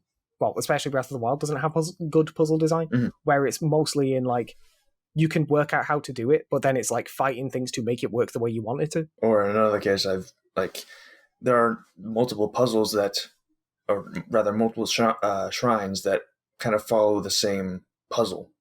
Like I encountered at least two where, okay, so there's a ball and that ball needs to go into this hole, but the hole is over there and there's a platform that it makes go up towards the end that I need to be standing on. Okay, so I need to time putting this ball down so that the ball will roll and be propelled into the hole, but I have to stand in this one place so that I can roll the ball. Yeah. And once you've done one of those, you know how to solve the rest. Yeah, but then when you get it wrong, it's like the rest of the time is just spent setting up again. Yeah. And then going again. And like, that just annoys me. It's like, at that point, I know I did something wrong. This is how to fix it. But there's no reset button. Yeah, then it's like, oh, well, I have to wait for everything else to happen again, and then I could do this. And more so in those examples, it's less that and more, I understand exactly how to do this puzzle, but it took me half a second too long to get to this place, and now I can't do it. Yeah. Like, that's just not fun. No. That's just frustrating. Like, is there anything else you want to say about Breath of the Wild, or just about anything in general? Oh, I hope that anyone listening to this can forgive me or forgive us for jumping between topics and games so much. Yeah, well, it helps if you can like bring references in constantly, doesn't it? Yeah, it does. I would say so. It's ended up being like more of a talk about open world games in general than specifically Breath of the Wild, but yeah. I suppose it makes sense. Actually, just while we're still on the topic vaguely of open world games, one thing I did like about Cyberpunk, which I know other people didn't like, is that it doesn't have loads of like side stuff to do. And I don't mean the side quests, because like it did have a shit ton of side quests and I did every one of them. But it didn't have a bunch of like, oh, go over here and you can play poker. Yeah, that sort of stuff. Other people will say that like makes the game feel less real, and I can completely understand that, but I just don't care about that at all. Like, that stuff never interests me. So not having that there just made me way more happy, because I was just like, it wasn't even a matter of I have to ignore this now. It was just, it doesn't even exist for me to care about. I almost argue that those are cheap. Like, those are empty calories, almost. Oh god, that's actually one of the things I really dislike about Assassin's Creed Valhalla. I understand why it's there, but there's like rap battles. There's like poetry battles in that game. Yeah, there's like poetry battles in the game. Okay. And I was just like, don't care. Wow. At all. I did not expect to hear you say that. I was like, oh, so he's going to talk about the like the enemy camps or whatever, like the outposts or something that are copy paste or something like that. Yeah, no, there's rap battles, and I was like, yeah, I did the one that it gives you as a tutorial, and I'm like, okay, never going to touch this again.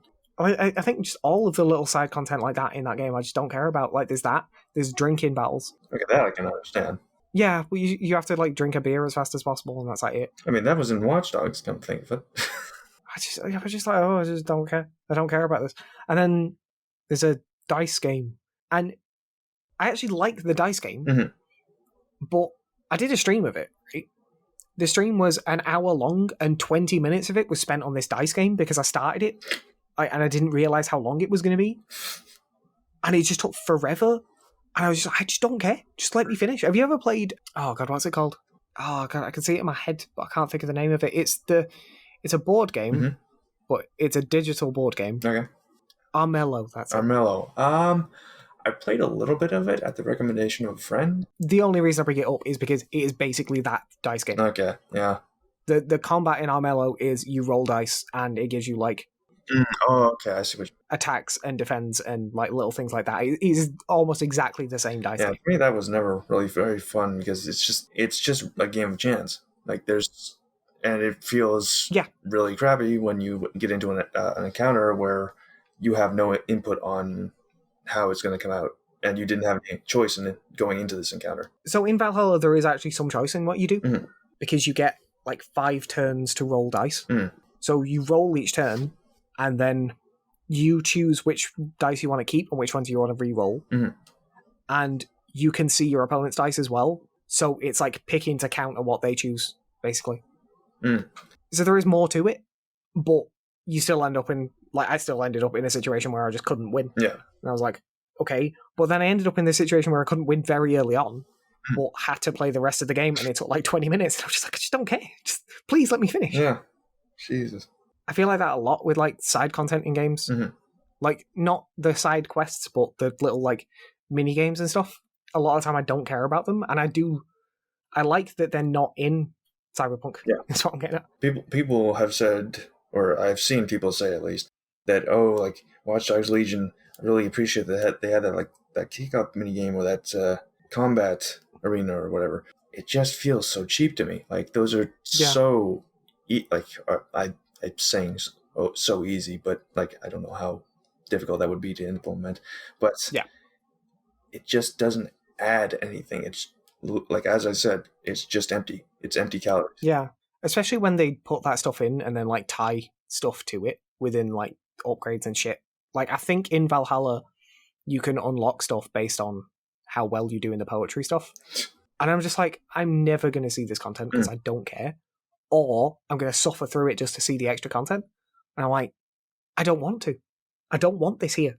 I suppose I should ask, so have you played Yakuza 0? I'm literally doing an LP of it right now. Oh, well, shows what I know. At time of recording, it's finished last week. Okay. Bullet Witch. Mhm. So the sentence for that comes out this Saturday for recording time, and last Saturday for when this podcast will go up. So as soon as that sentence goes up, I don't know how you do this, man. Like you just said words, and boy, did that hurt to think about. Sorry. No, not at all. Not at all. Yeah, so that Bullet Witch sentence will go up last Saturday. Mhm. And then the Monday following that, which will have been the last Monday, will have been the restart of my Yakuza 0 LP. Okay.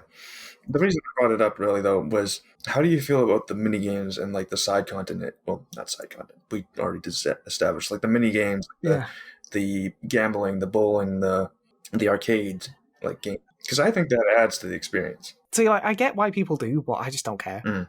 Like, I don't want to do that. I want to just play the game. That's fair. But I also feel like I have to, because I know there's like friendships and stuff that are tied to how well you, well, not how well you do in bowling, but how frequently you go bowling and stuff. Yeah, like, I'm gonna have to do it, but personally I don't really care. That's fair. I like when they're there for other people, but it's never been something I've cared about. That's fair. So, speaking of Yakuza 0 and the conversation we just had, my Yakuza 0 LP just restarted. We're on, what, episode 6 now? Will be this Monday after this podcast. So, yeah. It's going to take me forever, because at time of recording the podcast, I've just recorded episode 8 of that, and I'm still in chapter 2. Yeah, it's a long game. I'm shocked Wooly is playing through it. I'm about 8 hours in, and I'm on chapter 2 still. I also have like this real deep fear with it, where I keep being worried about missing side quests and stuff. Yeah, I can feel that. Like, I prefer to play all of the side quests and stuff, and because it's like got this weird structure to it, I don't know how. I kind of worried that I'm going to miss one, because I know some of the side quests you can only do during certain chapters, and they affect things in later chapters. Because like I know about the business stuff, but I do know that like at least in 4, because I've watched the best friends play through of both games like multiple times at this point, that 4 you can flat out like fail side quests. Yeah. See, I don't like that. I don't like failing stuff. Because it's not very fun to be playing a game where you want to complete everything, but you made a dialogue choice that was incorrect, or you did something wrong, and now you can't complete this quest anymore. Yeah, that's actually one of the things that happened to me in Cyberpunk. There is one achievement I can never get, and it really bothers me. There is a character who dies in the story. Okay. And you can save them, and I didn't know. And to get this last achievement, you have to save them. And I'm like, great. This is just like one achievement in the game I'm never going to get because it'd mean replaying the entire game and I'm not doing that. No. Oh, and there's one side quest that I failed as well, where at the end of the prologue, after the prologue, you wake up in your apartment and walk outside and a side quest starts, and then apparently I failed that, and I have no idea how. It's a side quest where it goes, like, they say, can you check on this guy for me? And you go, yeah, okay. And the prompt is, come back in a few hours and check. Mm-hmm. So I was like, okay. So I left and did other side quests, and then checked, and I'd failed it. And I was like, great. But by the time I found out, I'd played for extra 4 or 5 hours. And I'm like, I'm not replaying 5 hours of the game for this one side quest. No. But it just means I'm never going to see that either. No. Like, I hate failing side quests. Yeah. It just sucks. It's content that you do not, yet you are being told that you did not do a good job on, and you don't get to see anymore. I had a similar thing happen in Nier Automata as well, actually. No, I know I haven't brought it up on the podcast before because I've never been on the podcast. I don't know if I brought it up to you at all ever, but I, for whatever reason, didn't take Yoko Taro's final message very seriously. Oh, I've not finished it, so I don't know. I mean, in the sense of what the game asks you to do at the end of your final playthrough. No, that's what I'm saying. I haven't finished it. Okay, then I won't spoil it, but suffice to say, I did not complete the game properly. Unless it's the same as what happens at the end of Nier. Yes. Okay. Yeah. Okay. Well, I could guess. I didn't think he would. I called his bluff, and he wasn't bluffing. There is a side quest in Nier Automata where I can't remember what it is, but there is a bit where you have to go to the I can't remember what it's called.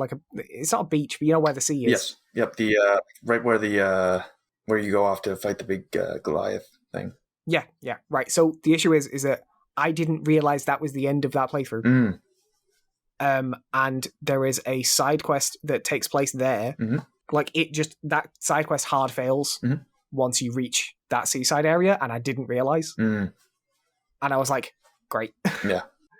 I was just saving it for a bit later. At the end of the game, once you've unlocked chapter on select, like that. It actively put me off doing it. It just put me off playing anymore. So I've only finished my first run. I unlocked the second run. I started the second run and I just haven't been back to it since. I keep meaning to, and I just keep getting distracted and doing other things instead, putting 95 hours into Cyberpunk. And I mean, I still enjoyed my time with the game. I just feel bad that I effectively reset my progress on completing all the achievements and stuff.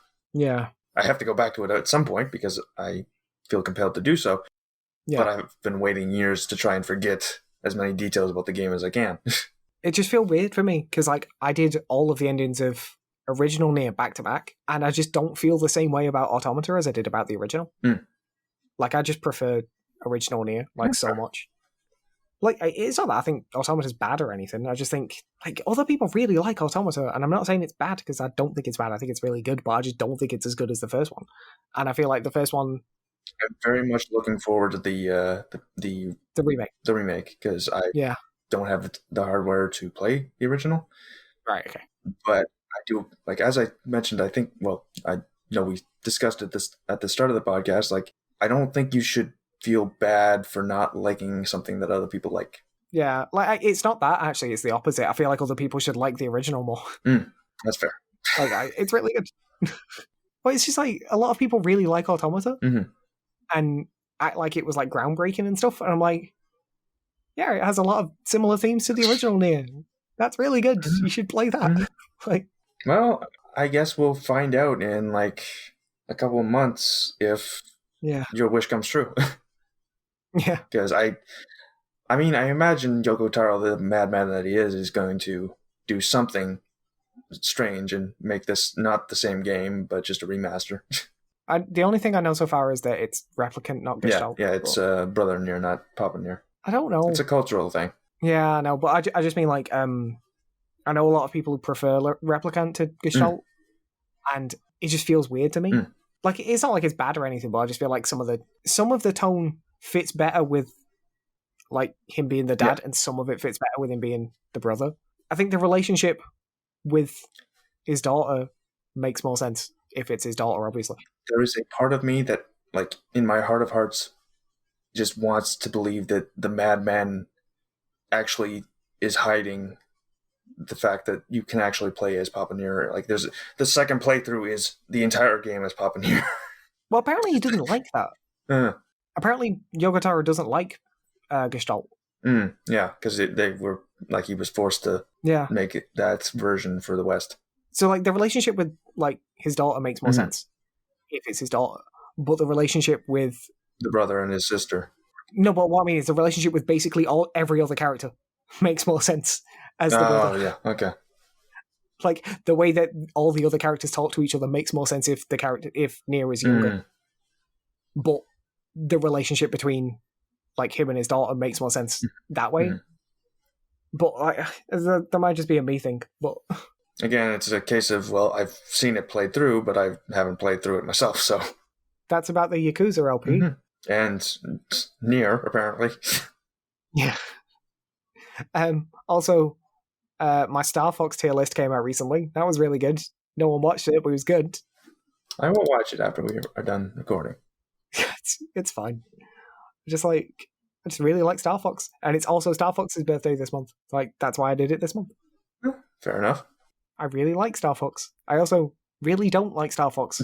So you're a person of many conflicting opinions. I think it's just a series with like really good games and incredibly bad games. Dumb. It's just a shame the way it gets treated now.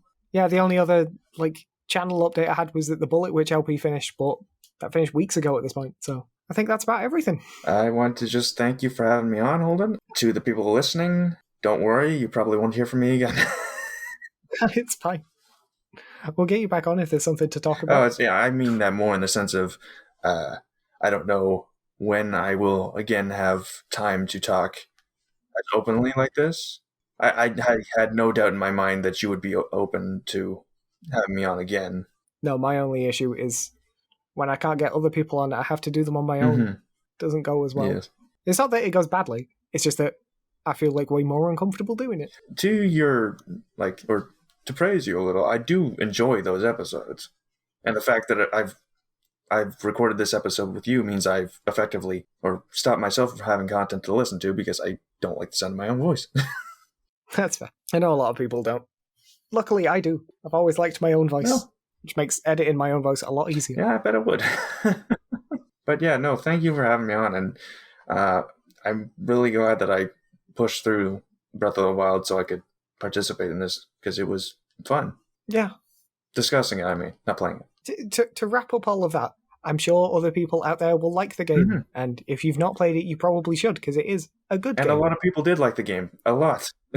It's just not a Zelda game I want. And it's a Zelda game that I think could stand to improve with a sequel. And I hope that Nintendo does.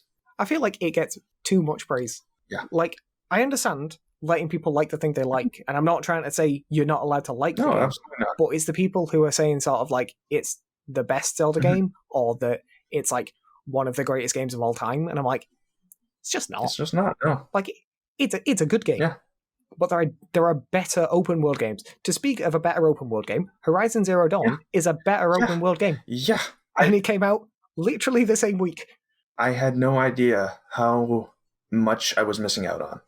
Because to compare villains, I do not have anywhere as near as much hate for Calamity Ganon or Ganon as I do for the true villain of Horizon Zero Dawn, who I will not name, but fuck him. Calamity Ganon is not a threat. As I mentioned, he's less threatening than the Guardians are. Oh, but I don't even mean as like I don't mean as that. I mean like he doesn't feel like a threat to the world. It doesn't feel like anything has gone wrong with him. He just sort of is, and you wake up and you're like, you have to fix this, and I'm like, okay. Seems to be going fine. Whereas like Horizon isn't even about fixing anything. No, there's nothing to fix. I want to find this out. It's a revenge quest for most of the story. Well, at least the start of it, and then that revenge quest leads into other more important like quests. And like I think Horizon functions as an open world better. Yeah, absolutely. In that, what I mean is, right, I don't feel like Breath of the Wild needed to be an open world to be the game that it is. In terms of its like game structure, yeah, obviously. But in terms of like the story it told, there is no reason it really had to be an open world. Like, the story itself didn't lend itself to that. The story could have been told in a Muso style. And it did get told in a Muso style. Yeah. But I feel like the story in Horizon is the only story that I truly feel deserves to be an open world, because I feel like it being an open world reinforces aspects of the story. Mm-hmm. Specifically the bit where, like, you leave the Nora lands for the first time. It's specifically that section where, like, you go from being, like, in this enclosed area to being outside. You've never seen husks of buildings. You've never seen, like, full-on, like, bits of old world structures. Because those don't exist in the Nora homeland. The game structure itself goes from being like a sort of more closed off area to an actual open world, but also she goes from being within this like small encapsulated bubble to being into a larger space than she's ever been in before. And it's like the mechanics there reinforce the aspects of the story, which is like why I say why Horizon is the only open world game that I feel really needed to be an open world to tell the story it did. It's just really good. It's like my favorite game of that year. I'm really excited for Forbidden West. I hope it comes to PC and I hope they use a different studio than what they did for the PC port, because boy, they really had to clean up after the mess that the company they hired created. Yeah, I remember talking to you about it when you first got it and you not liking it, and I'm like, yeah, it's a shame because it's great. I liked it, or I disliked it at the start because I have serious trouble with awkward starts. Specifically stuff like child Aloy, like playing with the focus, and like Rost watching from the corner going like, oh. It's like, oh god, this is I can see this happening in the real life. Oh. And I get that that's probably part of the, like, one of the tones they were going for, but like, it turned me off for a while. Not to mention the performance issues, but I am so glad that I stuck with it, because it is just, it really comes into its own. And to hear about the designer of the machines having passed away was just such a terribly sad thing to see. Yeah. So yeah, go play that instead. Yes. In a long roundabout way, go play Horizon Zero Dawn, not Breath of the Wild. It's a better Zelda game. Like, it has dungeons. Yeah, it does actually have dungeons. They're short for the most part, but they have a set path. They have enemy encounters. They have a boss fight at the end, and you get a reward that you care about. And it's a worthwhile reward too. Wow, when you really think about it, huh? Yeah, Horizon is just a very good game, which a lot of people already like, and people should like even more, because it is really good. And I feel like people would have liked it more if it didn't come out at the same time as Breath of the Wild. I believe I spoke with you about this, but Horizon Zero Dawn and Far Cry Primal mixed up, because I thought they were both, like, because they're both they're both set in a primitive time, or rather, like, they have a primitive setting. Yeah. Despite coming out a year apart. Yeah, just go play Horizon. Yeah. You can play Breath of the Wild if you want, but everyone should play Horizon Zero Dawn, because it's really good. The PC port has been fixed. You can play it on PS4. I don't really care. Just play it. Yeah, you can play it on PS5 now. If you can get one. I wonder if you can play it on PC. I realize you can... No, I get what you're saying, but via PS Now? Yeah, I wonder if it's on PS Now. Something to check, I suppose. I still need to get back to Horizon, though, because I got into the Frozen Wilds, and then they patched it, and stuff like the train would start unloading, and it was like, oh, good, this is great. I need to figure out how to roll back. And then you got in touch, and we kind of talked about doing this podcast, so I cannot describe enough how much I love the designs of the machines. Yeah, I know, they're great. Even beyond just like how good they looked, like in terms of being imposing or being friendly almost in like the more deer-like creatures or the more regular kinds. But like when you take down, I think it was bellowbacks, the big ones with the sack on their back. Yeah, I know what you mean. At least on PC, the texture work on the like inside of the sack is just so, like, you can see the leather or like rubber like texture on it, and it's like that's such a small detail that most people aren't going to see, because they're not going to like bother looking at the machine that closely. No, so I did just check. Yes, it is on PS Now. Yeah. So there's even more ways to play it. One thing I really like about it as well is they have this thing, or they called it like hyperrealism. I can't remember exactly how it works because it's been a while since I watched it. It was a GDC talk, but they essentially like render multiple versions of the camera at like all times, and then they like choose between the best looking picture and then display that one. Okay. Because they said that if they went for a realistic approach, it would start looking weird. So they said instead of going for a realistic approach, they went for they decided to shoot past realism and make it look better than real. Yeah. And by making it look better than real, it stops feeling weird. Yeah. It's why the game is so beautiful at all times. Yeah, like the inside of old ruins, like with the glowing like purples and ice and all that, like reflecting that light is just, it's really, really freaking pretty.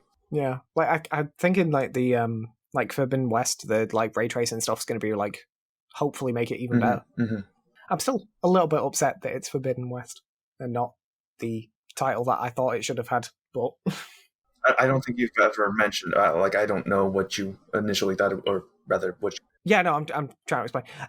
Like Zero Dawn's called Zero Dawn, right? I was hoping that the sequel would be about one of the other attempts at saving life, so it would be named after those. Okay, I see. So like the other parts of like the arc that they sent into space. I've forgotten its name right now, but I was thinking about the Odyssey or Odysseus or something like that. Yeah, the next Horizon game had been about that one.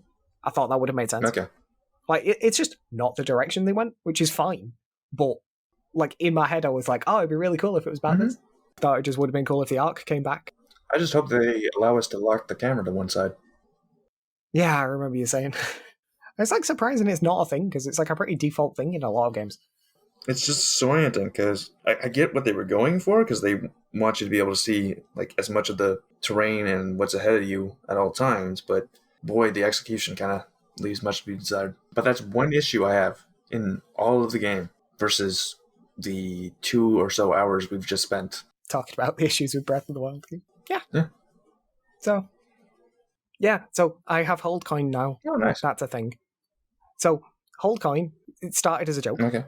We were just like when all the GameStop stuff, when all of the GameStop stuff was happening. Wait, that was the thing. Yeah, well, we were talking about the cryptos as well at the same time. So we made a joke about Holdcoin, which was my crypto, except we made it a real thing. It's not a crypto, but what it is a loyalty coin system. Okay. It's kind of like Disney money. Okay. Every time you give me $1 on Patreon, you get a Holdcoin. Nice. And the idea is that you'll be able to use these to like trade in and get things. Okay. So right now you can't, but you will be able to. Oh, good. One thing I'm going to do is stickers. I know I'm doing stickers. Okay, I'm going to be honest. I thought you were going to just say like, oh, you can tell me to make a video. I was like, well, you already, that's part of the Patreon thing.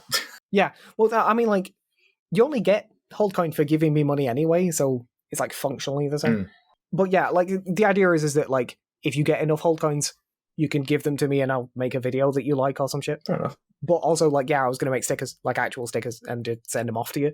The only issue with that is, I've said this to a few people already, is it's just kind of expensive. I'd have to spend some time working out a value which makes sense for people.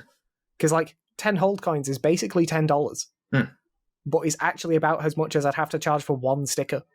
And that isn't really worth it. The issue is this, that international shipping's really expensive. So I'm still working on prices, which is why this isn't like a big thing yet, but it's a thing that I'm doing. Fair enough. And like as I come up with prices, I'll post them. Alrighty. So yeah.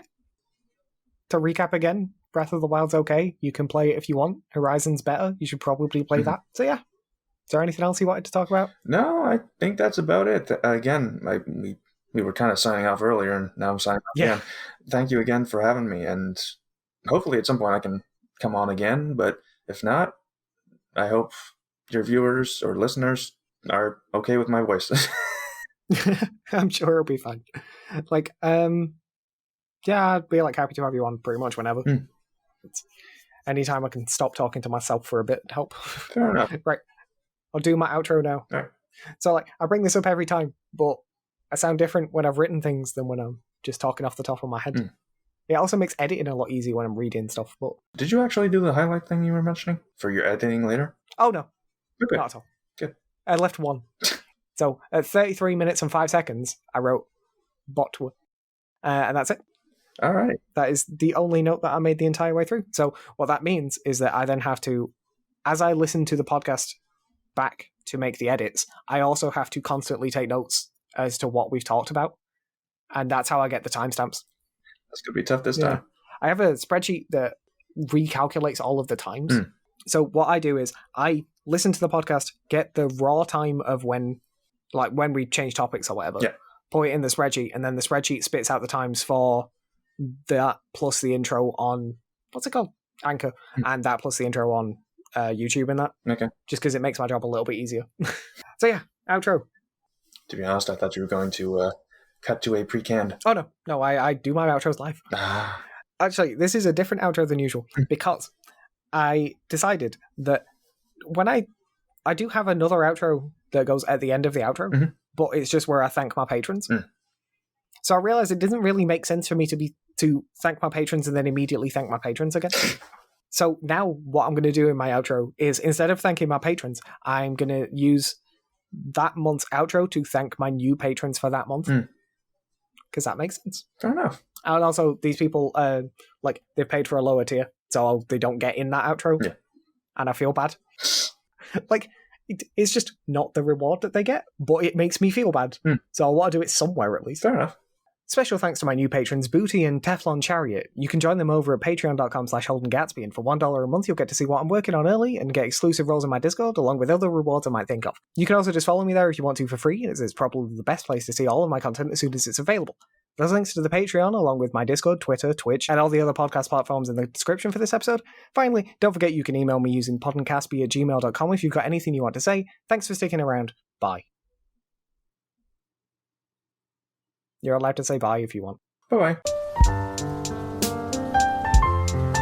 Special thanks to my patrons Heaven Over Hell, Justin Wood, Hobbs, Koopy Vegeta, Gunrunner, and Water.